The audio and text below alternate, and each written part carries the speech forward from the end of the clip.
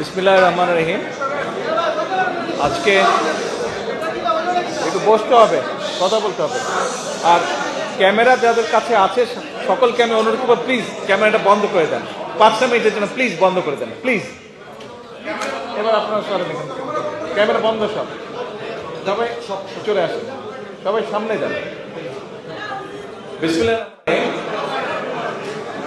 আজকের Arafat Rahman cocoa Memorial ট্রাস্টের এই পুরস্কার বিতরণী অনুষ্ঠানের সম্মানিত সভাপতি শেখ নাসের, আমাদের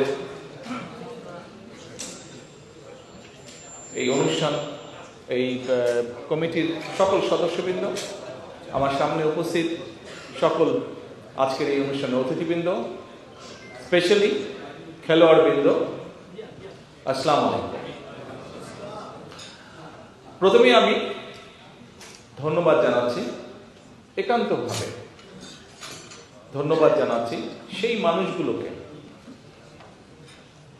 শেখ নাসির সহ, শরফু সহ আরো যারা গত 15 বছর ধরে সামনে থেকে এবং পেছন থেকে বিভিন্নভাবে সহযোগিতা করেছেন আজকের এই অনুষ্ঠানটি হবার জন্য।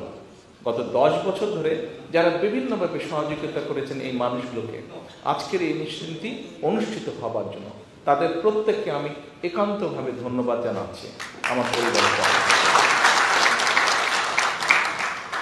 কিভাবে কি হয়েছে এর মধ্যে আপনারা শুনেছেন, বিভিন্ন জনের বক্তব্য এখানে রেখেছেন, তাদের বক্তব্য থেকে আপনারা শুনেছেন কিভাবে এই সংগঠনটি ছোট ছোট গুটি গুটি পায়ে আজ এখানে এসে দাঁড়িয়েছে। বিভিন্ন মানুষ বিভিন্নভাবে তাদেরকে আজকে এখানে আসার জন্য সহযোগিতা করেছে। এই ঘটনাগুলো আপনারা বা যারা বক্তব্য রেখেছেন তাদের কাছ থেকে কম বেশি আপনারা শুনেছেন। কোকোর সম্পর্কে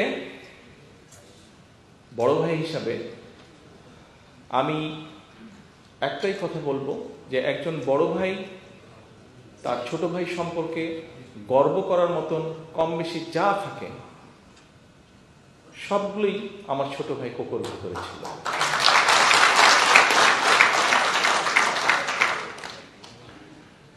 কোকো একজন স্পোর্টসম্যান ছিল, একজন প্লেয়ার ছিল, একজন ক্রীড়াবিদ ছিল।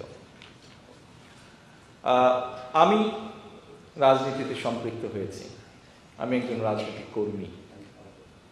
কোকো ওর অবস্থান থেকে চেষ্টা করেছে বাংলাদেশের ক্রীড়া ব্যবস্থার জন্য যতটুকু অবদান রাখা সম্ভব সেটি করার চেষ্টা করেছে।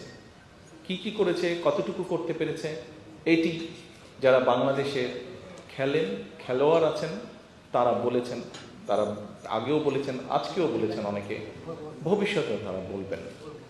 এবং যতটুকু বলেছেন আমি তাদের সকলের কাছে কৃতজ্ঞ। ততটুকু থেকে একটি জিনিস প্রমাণিত হয়, কিছু হলেও ভালো কিছু কোকো করেছে বাংলাদেশের ক্রীড়া অঙ্গনে।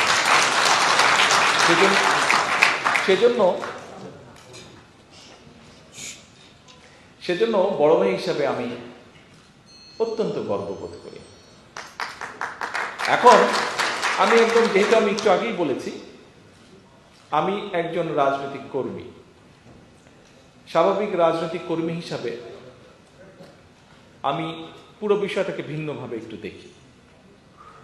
একজন রাজনৈতিক কর্মী বা রাজনীতিবিদের সামনে অনেকগুলো বিষয় থাকে, যেমন ক্রীড়া থাকে, তেমন দেশের শিক্ষা ব্যবস্থার বিষয়ে কোনো চিন্তা থাকে, তেমন দেশে মানুষের কর্মসংস্থানের ব্যাপারে চিন্তা থাকে, ঠিক তেমনইভাবে দেশের মানুষের স্বাস্থ্যের ব্যাপারে চিন্তা থাকে, বিভিন্ন রকম বিষয় থাকে যে বিষয়গুলো নিয়ে একজন পলিটিশিয়ান অথবা একজন রাজনৈতিক কর্মী বিভিন্ন মানুষের সাথে আলোচনা করে, চিন্তা ভাবনা করে। আজকের এই অনুষ্ঠানটি যেহেতু খেলাধুলাকে নিয়ে, এই অনুষ্ঠানটি যেহেতু কোকোকে নিয়ে, এই অনুষ্ঠানটি যেহেতু ক্রীড়া অঙ্গনকে নিয়ে, এখানে যেহেতু ক্রীড়াবিদ অনেকে উপস্থিত আছেন, খেলোয়াড় উপস্থিত আছেন, যদিও এর বাইরে কিছু রাজনৈতিক কর্মী এখানে উপস্থিত আছেন, আমার মনে হয় মোটামুটি সমান সমান বোধহয় হবে ঘরের মধ্যে যারা আছেন। তো আমি আপনাদের সামনে আজকে আমার কিছু চিন্তা শেয়ার করব, যেই চিন্তাগুলো কম বেশি এর ভিতরে আমি শেয়ার করেছি। পলিটিক্যাল বক্তব্য না, ভয় পাবার কিছু নেই। আমি আপনাদের সাথে কিছু শেয়ার করব যে আমি আগেই বলেছি যে আমার ছোট ভাই ছিল প্লেয়ার একজন, ক্রীড়াবিদ একজন। আমি তা না। অনেক কিছুর সাথে আমি বাংলাদেশের আগামীতে যদি ইনশাল্লাহ আল্লাহ রহমতে বাংলাদেশের মানুষের সমর্থন নিয়ে আমাদের দল বিএনপি সরকার গঠনে সক্ষম হলে অনেকগুলো বিষয়ের পাশাপাশি কীভাবে বাংলাদেশের ক্রীড়াটাকে কম বেশি সাজাতে চাই, অথবা কিভাবে বাংলাদেশের আগামী ভবিষ্যৎ প্রজন্ম যারা, তাদের ভিতর থেকে খেলোয়াড় বের করে নিয়ে আসতে চাই, বিভিন্ন ডিফারেন্ট স্পোর্টসের খেলোয়াড়কে বের করে নিয়ে আসতে চাই, এটা সম্পর্কে খুব সংক্ষেপে আপনাদের সামনে তুলে ধরতে চাই। এখন গতকালকে বিকেলে আমিনুল আছে এখানে, ওর বক্তব্য একটু আগে আপনারা শুনেছেন। আমিনুল সহ আরো কয়েকজন ঢাকা থেকে এই অনুষ্ঠানে যোগ দেওয়ার জন্য এসে পৌঁছল। প্রায় দেড় দুই বছর আগে আমিনুল আরেকবার এসেছিল লন্ডনে। তখন এক ফাঁকে আমি ওর সাথে আলাপ করছিলাম, ঠিক একই আলাপগুলো প্রায় দেড় দুই বছর পরে গতকাল আবার আলাপ করছিলাম। সেই আলাপের বিষয়টা কি ছিল? সেই আলাপের বিষয়টা ছিল, আপনাদের নিশ্চয়ই মনে আছে যে বেশ কয়েক বছর আগে, এখন এই মুহূর্তে বোধহয় নেই সেটা, কয়েক বছর আগে বাংলাদেশে একটি অনুষ্ঠান হতো, খুব সম্ভবত একটি টিভি চ্যানেল এটি অনুষ্ঠানটি চালু করেছিল, তোমাকেই খুঁজছে বাংলাদেশ, একটা অনুষ্ঠান হতো টিভিতে। সেই অনুষ্ঠানে বিভিন্ন কালচারাল বিষয় আমাদের ভবিষ্যতে যারা নতুন প্রজন্ম, যারা ভবিষ্যৎ, তাদের ভিতর থেকে বের করে নিয়ে আসা হতো। কেউ হয়তো ভালো মিউজিশিয়ান, কেউ হয়তো ভালো গান গাইতে পারে, কেউ হয়তো ভালো কবিতা আবৃত্তি করতে পারে, এরকম কালচারাল লাইনে যারা ভালো আছে এরকম ট্যালেন্ট খুঁজে নিয়ে আসা হতো। তা আমি আমিনুলের সাথে কয়েক বছর আগেও আলাপ করেছিলাম, গতকালকে আলাপ করছেন যে আমরা স্কুল থেকে, বিশেষ করে যদি আমাদের ভবিষ্যৎকে, আমি স্কুল কলেজ বলেছিলাম, আমিনুল আমাকে বলে যে ভাই আমরা স্কুলের মধ্যে থাকতে হবে, কারণ কলেজ হলে তারপরে করা যাবে, কিন্তু তারপরে কলেজ হলে একটা বয়সের একটা পর্যায়ে চলে যায়। কিন্তু আমরা যদি স্কুল থেকে ট্যালেন্ট হান্ট করি, যারা স্পোর্টসম্যান, কেউ হয়তো ফুটবলে ভালো, কেউ হয়তো টেনিসে ভালো, কেউ হয়তো ক্রিকেটে ভালো, কেউ হয়তো ভলিবলে ভালো, কেউ হয়তো বাস্কেটবলে ভালো, এভাবে আমরা স্কুলগুলো থেকে বের করে নিয়ে আসবো প্লেয়ারদেরকে। কিভাবে কি বের করে নিয়ে আসবো, কিভাবে এদেরকে বের করবো, এটা আরো লম্বা বিষয়, অনেক প্ল্যানিং এর বিষয় আছে, কিন্তু সেটা আমরা করব। আমাকেও বললো যে ভাইয়া এই মুহূর্তে বাংলাদেশে 5টা বলেছিলাম বিকেএসপি, 5টা বিভাগে আমাদের আছে, আমরা যদি চারটা বিভাগে আছে আমাদের, আমরা সবগুলো বিভাগে একটা করে বিকেএসপি করতে চাই। তা আমি আমিনুলকে বললাম যে আমিনুল, সবগুলো বিভাগে যদি বিকেএসপি করতে হয় আমাদের অনেক রিসোর্স লাগবে, এই মুহূর্তে হয়তো এত রিসোর্স না, তোমার যে 4টা আছে আমরা যদি সুযোগ পাই এই 4টাকে আমাদের ফাংশনাল করতে হবে, আগে এই 4টাকে আমাদের ফাংশনাল করতে হবে। আমরা যদি এই 4টার মাধ্যমে যদি আমরা ট্যালেন্ট হান্ট করে নিয়ে আসতে পারি, ভালো খেলোয়াড় তৈরি করে নিয়ে আসতে পারি, তখন আমরা দেশের মানুষকে বলতে পারবো। আমরা যদি প্রেজেন্ট করতে পারি ভালো ভালো বিভিন্ন ডিফারেন্ট স্পোর্টসের ভালো ভালো ইয়েতে আমরা যদি খেলোয়াড় বের করে আনতে পারি, তখন আমরা জাতির সামনে উপস্থাপন করতে পারবো আরও কেন বিকেএসপি আমাদের দরকার, সেটি আমরা উপস্থাপন করতে পারবো। কিন্তু এখন এর মধ্যেই আমাদেরকে করতে হবে কাজ। এটি যেরকম একটা, আপনারা নিশ্চয়ই এর মধ্যে বিভিন্ন বক্তব্য শুনেছেন, আমরা বাংলাদেশের শিক্ষাটাকে, বিশেষ করে প্রাইমারি এবং সেকেন্ডারি স্কুলে যে শিক্ষাটা, এটাকে আমরা একটু ভিন্নভাবে সাজিয়ে তুলতে চাই। সেটি কি? সেটি হচ্ছে যে ছেলেমেয়েরা শুধু পড়ালেখা করবে, রাত দিন পড়ালেখা করবে, এটা কেমন কথা? খেলতেও তো হবে। কারণ খুব সিম্পল ব্যাপার, একটি মেডিকেল, আমি ডাক্তার না, আমার স্ত্রী ডাক্তার, তবে একটা সিম্পল ব্যাপার আছে, আপনি যখন ফিজিক্যালি নড়াচড়া করবেন খুব স্বাভাবিকভাবেই আপনার বডিতে রক্ত চলাচল বাড়বে, এবং রক্ত চলাচল যত বাড়বে স্বাভাবিকভাবে আপনার ব্রেনে অক্সিজেন তত বেশি যাবে, ফ্রেশ হবে, আপনার চিন্তা শক্তি তত বাড়বে। অক্সিজেন যত বেশি মাথায় যাবে তত চিন্তা শক্তি বাড়বে। সেই জন্য খুব স্বাভাবিকভাবেই যেই ছেলেটা খেলাধুলা করবে তাকে যদি পড়ালেখারও ভালো সুযোগ করে দেওয়া যায়, তার কিন্তু পড়ালেখাটাও ভালো হবে। কাজেই পড়ালেখায় ভালো করতে হলে অবশ্যই খেলাধুলা করতে হবে, অবশ্যই খেলাধুলা করতে হবে। আমরা এখানে আজকে যারা আছি, আমরা এখানে যারা আজকে এই ঘরে উপস্থিত আছি, কম বেশি হয়তো অনেকদিন ধরে আমার মতন আপনারা অনেকে লন্ডনে আছেন, বিভিন্নভাবে আপনারা আছেন। আমি কেন আছি কম বেশি আপনারা জানেন। যখন লন্ডন শহরের বিভিন্ন জায়গায় যাই তখন একটা জিনিস দেখলে মাঝে মাঝে একটু কষ্টও লাগে। আপনারা নিশ্চয়ই খেয়াল করেছেন যে প্রতি পাড়াতে বা প্রতি এরিয়াতে সুন্দর সুন্দর মাঠ আছে, গ্রিন সবুজ মাঠ, দেখলেই মনে হয় মাঠের মধ্যে দৌড়াদৌড়ি শুরু করি। এবং অনেক মাঠ আছে যেগুলোর পাশে সুন্দর করে হয় আপনার বাস্কেটবল অথবা ভলিবল অথবা টেনিস কোর্ট অথবা বিভিন্ন রকম ব্যবস্থা করা আছে, বিভিন্ন স্পোর্টসের ব্যবস্থা করা আছে। দেখলে মাঝে মাঝে একটু হিংসা হয়, খারাপও লাগে। আচ্ছা ভাই, আমরা কেন এরকম করতে পারবো না? আমার খুব ইচ্ছা আছে যে ইনশাল্লাহ আল্লাহর মধ্যে সুযোগ পেলে ঢাকা শহরে আমাদের 100টা ওয়ার্ড, আমরা কি একটা জিনিস করতে পারি না? আমরা যদি একটা পরিকল্পনা গ্রহণ করি, অন্তত প্রতি 2টো ওয়ার্ডের মাঝখানে 2 বিঘা না 3 থেকে 4 বিঘা একটা জায়গা যদি আমরা বের করে নিই, একটা সবুজ জায়গা, সেখানে বাচ্চারা খেলবে, মুরব্বীরা বয়স্করা যারা আছেন যাদের প্রয়োজন তারা সেখানে হাঁটবেন। অর্থাৎ মানুষ সেখানে চারিদিকে, এখানকার মাঠগুলো আপনারা দেখেছেন যে বিভিন্ন, এই যেটা বললাম বিভিন্ন এলাকা আছে যে গাছ, মাঠগুলো সুন্দর মোটামুটি 4 কোণা এবং চারদিকে বড় বড় গাছ লাগানো, অর্থাৎ ওখানে বুক ভরে শ্বাস নেওয়া যায়। ঠিক এরকম একটা চিন্তা আছে যে এখন যে আমরা ছেলেদেরকে বলছি, ছেলেমেয়েদেরকে বলছি যে খেলাধুলা করতে হবে, বাচ্চারা খেলবেই বা করতে হবে, মাঠই তো নাই, কাজে আমাদেরকে মাঠ তৈরি করতে হবে, জায়গা দিতে হবে, খোলা জায়গা দিতে হবে যেখানে বাচ্চারা যাবে। আমরা অনেক সময় শুনি আত্মীয় স্বজন, বিভিন্ন পরিবার পরিজন বলে এই বাচ্চারা সারাদিন শুধু ফোন নিয়ে খেলছে। আরে ভাই, বাচ্চাদেরকে তো মাঠ করে দিতে হবে, তাহলেই ওরা খেলবে। মাঠের ব্যবস্থা নাই বলেই তো ওরা আজকে সারাক্ষণ ঘরে বসে আছে, সারাক্ষণ ইন্টারনেটের মধ্যে আছে। তো এইরকম একটি চিন্তা ভাবনা আছে। যে কথাটি বলছিলাম যে স্কুলের সিলেবাসটাকে ঢেলে সাজাতে চাই। কেমন? আমাদের স্কুলে কম বেশি বিভিন্ন রকম সাবজেক্ট আছে, বাংলা আছে, ইংরেজি আছে, অঙ্ক আছে, বিজ্ঞান আছে, যেটাই হোক সাবজেক্ট আছে। প্রত্যেকটা সাবজেক্টে হয়তো কম বেশি মার্কিং থাকে। কত মার্কিং থাকে? 100 মার্কিং থাকে। এখন আমরা 100 মার্কিং থেকে কিছু কিছু মার্কিং বের করে আনতে চাই। অবশ্যই স্পেশালিস্ট আছে, ওনাদের সাথে আমরা আলাপ করবো, বাট আমাদের প্রাইমারি যেই চিন্তাটা, এখন এই মার্কিংটা বের করে নিয়ে এসে আমরা বিভিন্ন জিনিস ওখানে ইন্ট্রোডিউস করতে চাই। যেমন সে ধরেন আপনি বাংলা ফার্স্ট পেপারে 100 মার্ক আছে। 100 মার্ক থেকে যদি ওটাকে 80তে নিয়ে আসেন, 20 মার্ক বের করে নিয়ে আসলেন। আচ্ছা, এই 20 মার্কটা কোথায় দিবেন আপনি? ধরেন আমরা যেটা অলরেডি এর মধ্যে বলেছি যে বাচ্চাদেরকে আমরা সেকেন্ড ল্যাঙ্গুয়েজ, থার্ড ল্যাঙ্গুয়েজ শিখাবো, আমরা ল্যাঙ্গুয়েজ দিব। ঠিক এইভাবে কম্পালসারি করে দিব। হয়তো ধরেন 5টা আইটেম স্পোর্টসের আমরা করে দিলাম, বা 6টা আইটেম করে দিলাম। যেই বাচ্চার যেটা পছন্দ সে সেই স্পোর্টস টানবে, কিন্তু স্পোর্টস ওকে করতেই হবে। It can be football, it can be basketball, it can be volleyball, it can be cricket, what ever it is, তাকে একটা স্পোর্টস করতেই হবে। ছেলেদের এবং মেয়েদের সবাইকে স্পোর্টস করতে হবে। কারণ ঘরে বসে রাখতে চাই না বাচ্চাদেরকে, তাদেরকে মাঠে খেলতে হবে। এবং ওখান থেকে ওই যে বলছিলাম আমিনুর সাথে কথা, আমন বলছে ভাইয়া বাচ্চাদের ভিতর থেকে, স্কুল লেভেল থেকে আমাদেরকে ট্যালেন্ট ফান্ড করে নিয়ে আসতে হবে। এটার লং টার্ম যেটা টার্গেট, আমাদের লং টার্ম যেটা আমরা চিন্তা করছি, ধরেন আমরা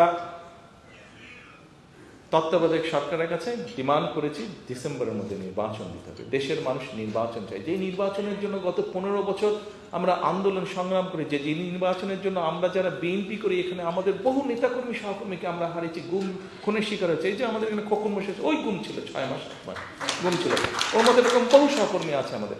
ওকে আল্লাহর মধ্যে পেয়েছি, অনেককে আমরা পাইনি। কিন্তু কেন এই যে এই গুম খুন হত্যার শিকার হাজারো মানুষ গুম হয়েছে, বিএনপির হয়েছে, বিএনপির বাইরে অন্য রাজনৈতিক দল হয়েছে, সাধারণ মানুষ হয়েছে, সাংবাদিকরা হয়েছে, কেন হয়েছে? সেটি হচ্ছে রাজনৈতিক অধিকার, মানুষের রাজনৈতিক অধিকার প্রতিষ্ঠার জন্য। তো এই যে মানুষের রাজনৈতিক অধিকার প্রতিষ্ঠা, এই রাজনৈতিক অধিকার প্রতিষ্ঠার মাধ্যমে আমরা এমন একটা সরকার প্রতিষ্ঠা করতে চাই যেই সরকার মানুষের কল্যাণে কাজ করবে, যেই সরকার মানুষের কল্যাণে কাজ করবে। আজকে আমরা ইনশাল্লাহ আগামী দিনে বিএনপি সরকার গঠন করতে পারলে, ধরেন আমরা যে ডিসেম্বরের মধ্যে নির্বাচন দাবি করছি, ডিসেম্বরে যদি নির্বাচন ইনশাল্লাহ হয়, এই সরকার এই ইন্টারিম গভর্নমেন্ট নির্বাচন দিলে পরে, অথবা যেই টাইমে তারা বলছে, যদিও আমরা চাইছি ডিসেম্বরের মধ্যে নির্বাচন হয়ে গেলে, তাহলে 26 সাল, তাহলে নেক্সট অলিম্পিক কবে হচ্ছে? নেক্সট অলিম্পিক কবে হচ্ছে? 27, 28, 28 হয়তো আমরা পারবো না। কিন্তু তারপরে আমাদের হাতে 4 বছর সময় থাকবে, 28 থেকে থেকে, তাহলে এইদিকে 2 বছর, ওইদিকে 4 বছর, 6 বছর। আমরা তো কয়েকটা স্পোর্টস বাছাই করে নিব।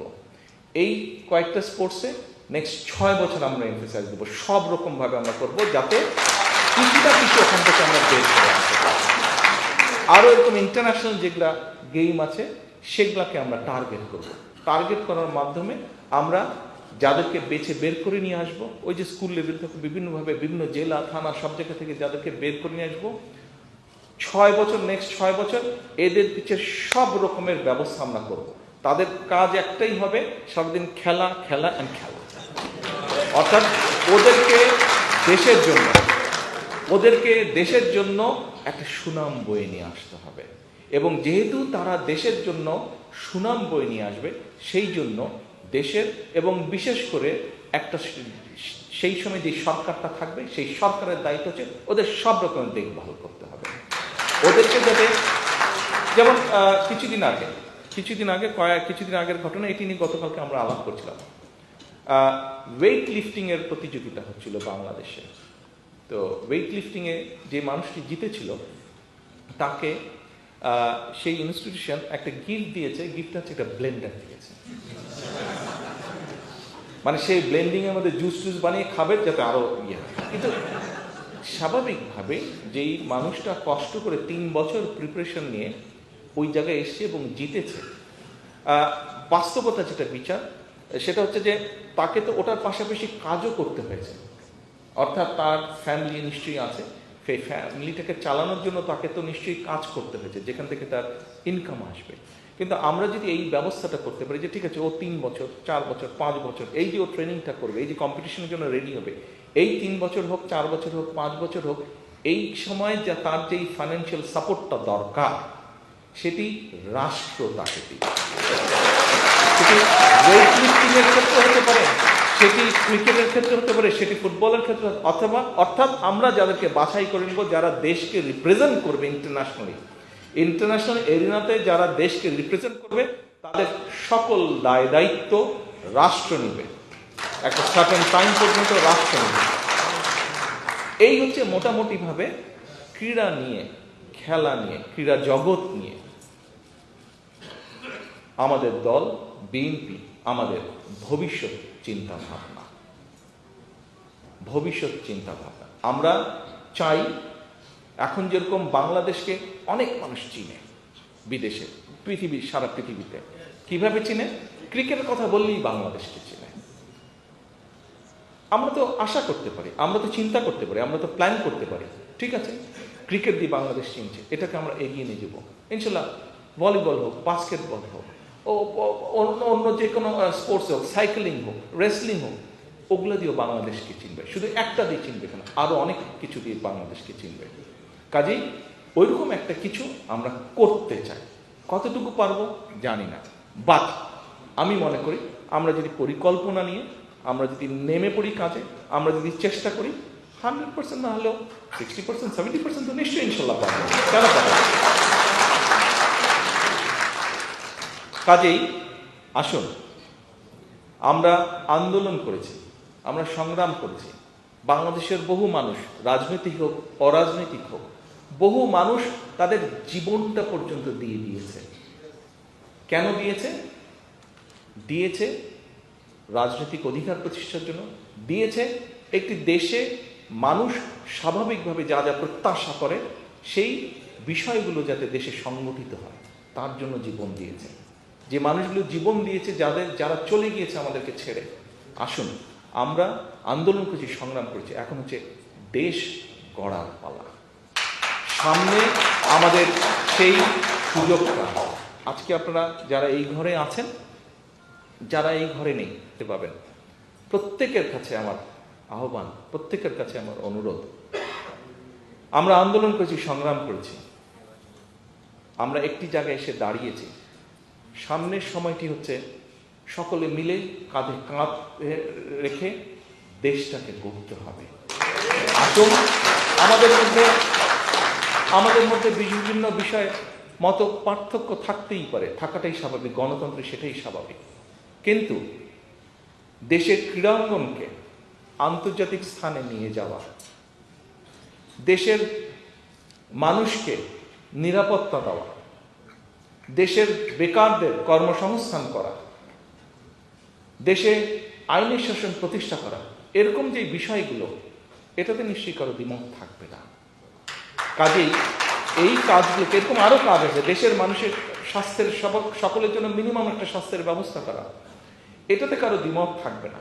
কাজেই আসুন এইগুলো যাতে আমরা সকলে মিলে, সকল রাজনৈতিক দল একসাথে মিলে আমরা কাঁধে কাঁধ মিলিয়ে কাজ করতে পারি, দেশটাকে গড়তে পারি, দেশটাকে সুন্দরভাবে সামনে এগিয়ে নিয়ে যেতে পারি। আজকের আরাফাত রহমান কোকো মেমোরিয়াল ট্রাস্টে এই হোক আমাদের প্রত্যাশা, এই হোক আমাদের